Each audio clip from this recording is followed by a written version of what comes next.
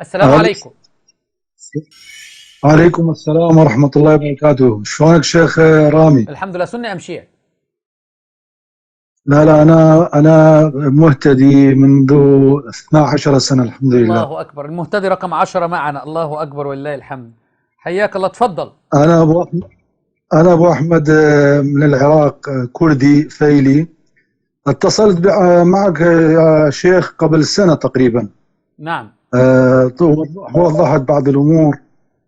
حقيقة أستاذ رامي، أنا مررت بمرحلتين نعم.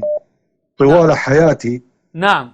عشت وعاشرت مرحلتين ودينين وعقيدتين: دين الرافضة ودين الإسلام الصحيح على الله كتاب أكبر. الله وسنة رسول الله صلى الله صلى عليه الله عليه وسلم. وسلم. وأقولها وأنا غدا سألقي الله تبارك وتعالى: يا شيعة أقسم بالله العظيم لم أجد في دين الإسلام أو من أهل السنة كرها أو طعنا أو تنقيصا أو تهجما للنبي صلى الله عليه وآله وسلم وآل بيته الأطهار، بل وجدت كل الحب والوفاء من أهل السنة لآل البيت عليهم السلام. لكن العكس شيخ رامي، بما أنني عشت ما يقارب 32 سنة. هل معي أستاذ رامي؟ معاي معك، أنت؟ لا أستمع إليك بأذان صاغية. نعم، وعاشرت 32 سنة، وعاشرت واعتقدت بعقائد الرافضة. وجدت كل الطعن واللعن لآل البيت والتنقيس بآل أي البيت والله. وحدث ولا حرج، والكلام طويل في هذا الموضوع.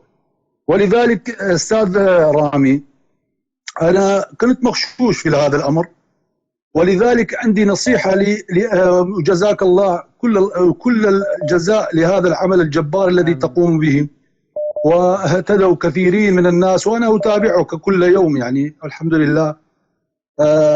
ولو آسف بعض الأحيان لغتي العربية، لأن أنت تعلم من خلال اتصالي أنا في خارج العراق، نعم. وكذلك أنا اللغة العربية اللغة العربية جيدة جميلة قوية. ومنضبطة عندك جدا، ما شاء الله.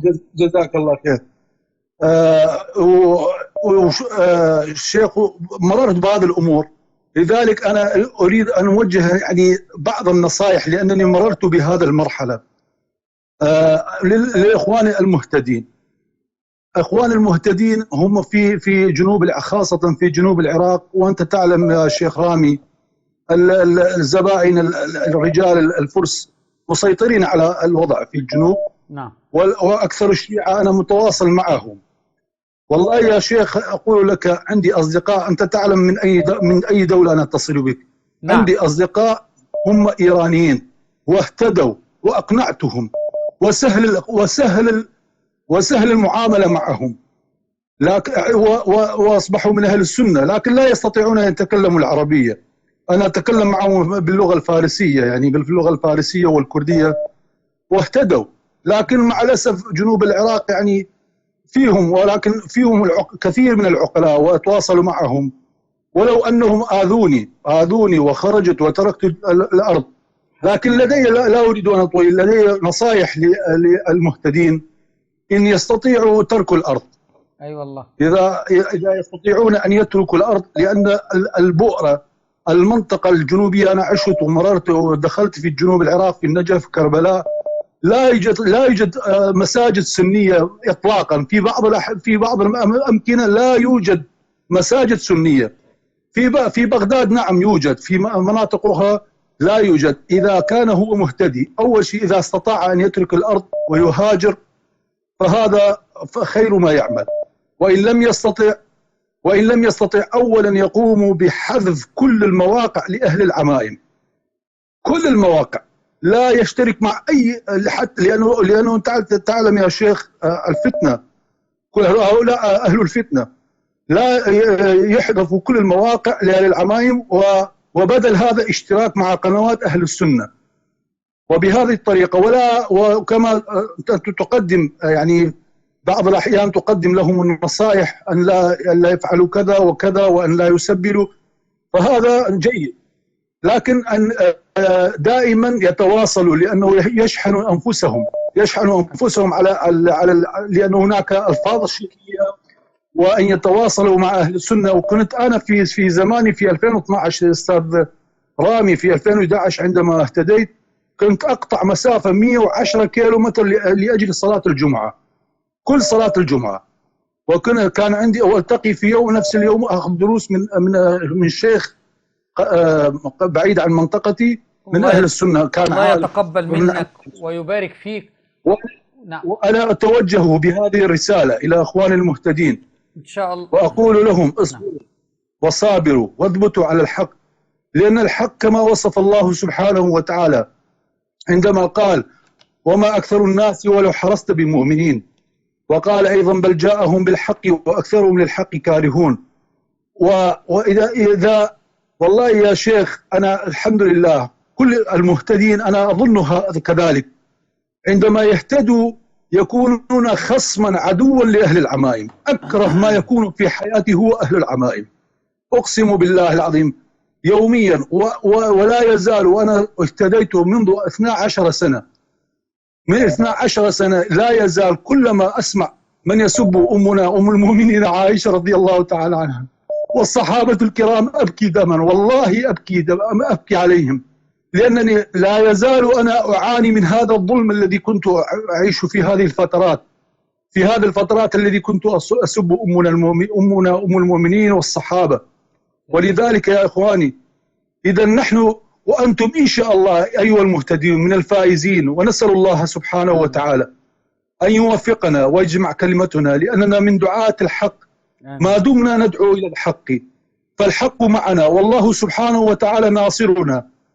تركنا أراضينا وتركنا أموالنا وتركنا أهلنا من أجل نصرة الإسلام ودين الحق. وأسأل الله سبحانه وتعالى أن يوحد كلمة المسلمين ويجمع شملهم ويجمع كلمتهم على ما عاداهم،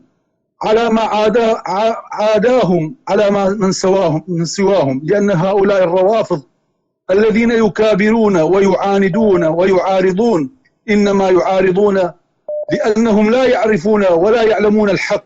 لو عرفوا الحق وما وقع في التاريخ لاهتدوا كما اهتدينا، لأن الله سبحانه وتعالى قال في كتابه العزيز: كذلك كنتم من قبل فمن الله عليكم. نعم كنا مثلهم معاندين معارضين سبابين، كنا مثلهم مصرين على الباطل، لكن لما فتح الله بصيرتنا اهتدينا لهذا الحق. ولذلك نأمل أيضا من إخواننا الشيعة العقلاء، وما أكثرهم العقلاء وأهل العرب الأصلاء الذين الآن بدأوا يكرهون الفرس المجوس، وما أكثرهم من العقلاء أن يهتدوا بعد هذه البرامج الذي يقدمه الأستاذ رامي وشيخ أشرف ووليد وغيرهم من الشيوخ أهل السنة حفظهم الله ورعاهم، الذين يضحون بكل ما عندهم لأجل نصرة كتاب الله وسنة رسول الله صلى الله عليه وسلم. ونسأل الله تبارك وتعالى أن يحشرنا مع الحبيب المصطفى وآل بيته الأطهار وصحابته الأخيار، كما قال عليه الصلاة والسلام: يحشر المرء مع من أحب. يا شيخ آسف عن الإطالة، والحمد لله أنا الآن خطيب في أحد المساجد أهل السنة. أنا اللي كنت أسب وألعن أن الله سبحانه وتعالى إذا أحب الله امرئ هديه إلى الصراط المستقيم. ولذلك يا شيخ الله سبحانه وتعالى هو كل شيء بيده. لذلك يا إخواني الشيعة اتركوا هذه الأفكار المصطنعة، أفكار التي جاءت من بلاد الشرق. اتركوا هذه واستمعوا إلى ما قاله الله سبحانه وتعالى، وأقرأوا الكتاب الله القرآن الكريم. يا شيخ وآسف عن الألفاظ لأنه الغربة أثر علي، وأنا خطيب الآن الحمد لله، خطيب كردي يعني، لكن لا أستطيع. ما شاء الله، جزاك الله خيرا عن وأحسن الله إليك، ونسأل الله أن يوفقنا وإياك، وهنيئا لك هذه الهداية، ونسأل الله أن يثبتنا جزاك الله وإياك الشيعة. أحسن الله إليك، جزاك الله خيرا. اللهم في أمان الله. مع السلامة. عليكم السلام. يعني لا تعليق. ما شاء الله، حينما الفطرة السليمة هذه، حينما تعود الفطرة إلى طبيعتها ويدخل الإيمان إلى القلب يزينه كما استمعتم الآن.